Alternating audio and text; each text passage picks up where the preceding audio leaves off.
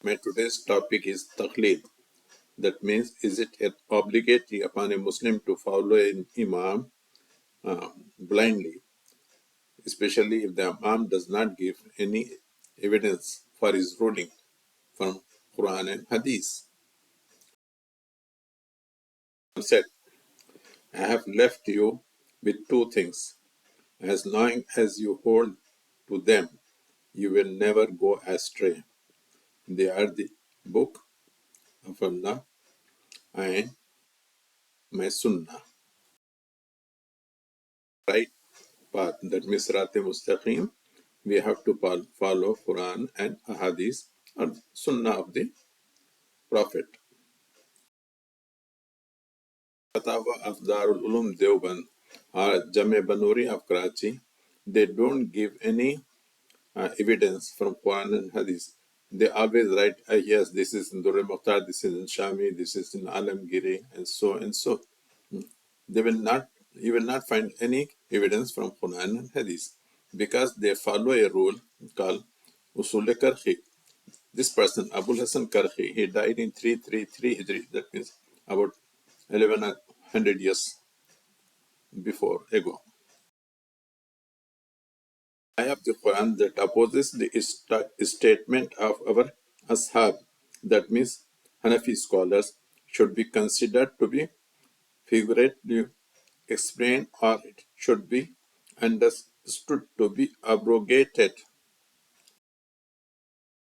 With the Fiqh Hanafi, it should be considered as abrogated.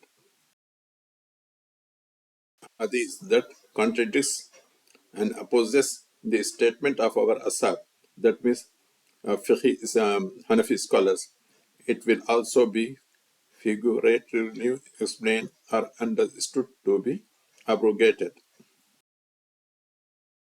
Shaykhul Islam of the Deoband, Mufti Taqi Usmani says, for a Mukhallid, for a Hanafi, his Imam's fatwa is sufficient. He has no need of looking into Qur'an and Sunnah for dalil, for evidence. Having said this, if there occurs an issue whereby the Mukhallid finds a hadith which goes against the ruling and opinion of his Imam, it is necessary for him to have his faith that he has not understood the hadith.